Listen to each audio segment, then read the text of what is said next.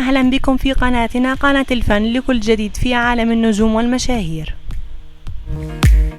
للمرة الثالثة الفنانة السورية إمارات رزق تعود لزوجها الفنان حسام جنيد، وشاهدوا معنا الظهور الأول لابنتها إحساس. قبل متابعة الفيديو لا تنسى الاشتراك وتفعيل زر الجرس ليصلك كل جديد من قناتنا.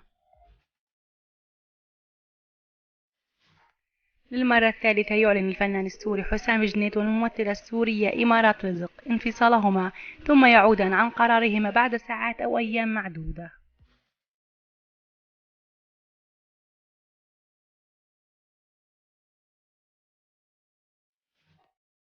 حيث نشر الفنان السوري بشار جنيد شقيق الفنان حسام عبر صفحته الخاصة على أحد مواقع التواصل الاجتماعي صورة له مع حسام وإمارات، وعلق عليها بعبارات: انتو مثال للحب، كل الكلام خلص وكل البعد خلص، انتو أجمل اتنين أخي وأختي، وأجمل خبر سمعته منكن، بحبكن ومحبتي لكم والله يوفقكن، ومع السلامة كلام الناس، ما في إمارات من دون حسام، ما في حسام من دون إمارات، مبروك وطن، مبروك إحساس.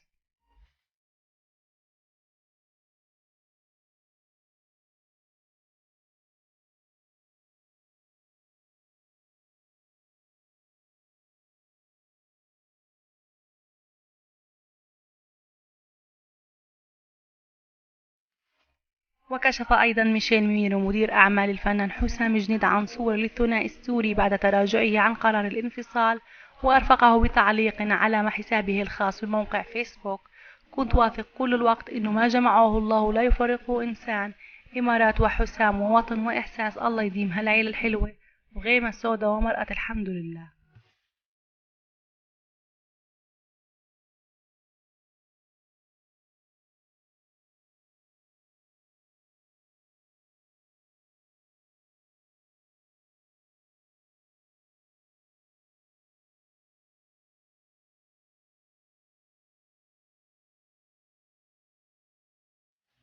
وقبيل الإعلان عن قرار العودة شهدت الساعات القليلة الماضية تعليقا لحسام جنيد أكد خلاله أنه كان ترك باب الصلح مفتوحا، إذ قال: كنت تاركا باب واحد للصلح بس هالباب انكسر وتمزق واحترق، آسف وطن، آسف إحساس، يا بابا بحبكن كتير بس هيك الحياة بدها، الله يبعتلكن أيام حلوة انتم عيوني، والله يوفق أمكن يا رب ويبعت لها أيام حلوة.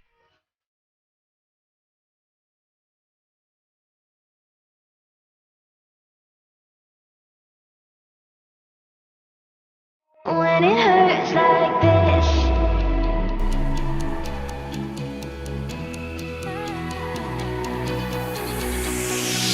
we climb the greatest heights, jump down and have a fight, and that's all we'll ever like, but that can never change my mind.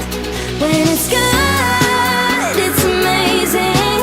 When it's bad, it's uneasy. I wouldn't have it enough. بعدها إمارات رزق شاركت محبيها فرحتها عبر منشور غزل طويل تحدثت فيه عن سعادتها بالعدول عن قرار الانفصال وحبها الكبير لزوجها، ولمحت إلى أن منشورها السابق جاء عن غضب، واليوم منشورها أساسه الحب والبدايات الصادقة، ولذلك عنونته بصرخة حب. وختمت منشورها بطريقة طريفة مطالبة الجميع بالغناء معها أغنية زوجها المسامح كريم.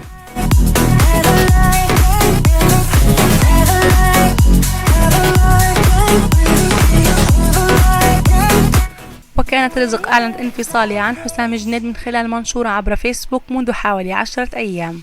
We hold each other high, but we fall 1,000 times. الفنان حسام جنيد تزوج من الفنانة إمارات رزق في العام 2008، ورزق منها بابنه وطن في العام 2013، وانفصلا في العام 2014. When it's bad, it's uneasy. I wouldn't have it enough. وتزوج حسام جنيد وإمارات رزق من جديد في العام 2015، وفي سبتمبر 2018 رزق منها بابنته إحساس.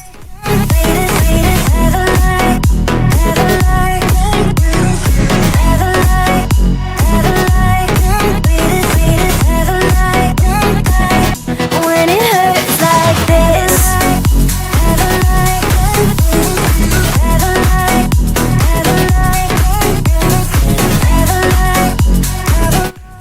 والعام 2014 هو العام نفسه الذي تشاركا فيه بتقديم برنامج نورت سمانا الذي بث على قناة سما السورية.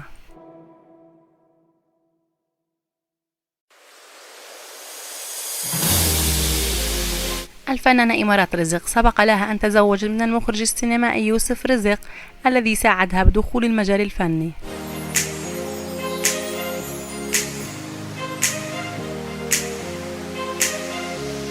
الفنانة إمارات رزق سبق لها أن تزوجت من المخرج السينمائي يوسف رزق الذي ساعدها بدخول المجال الفني.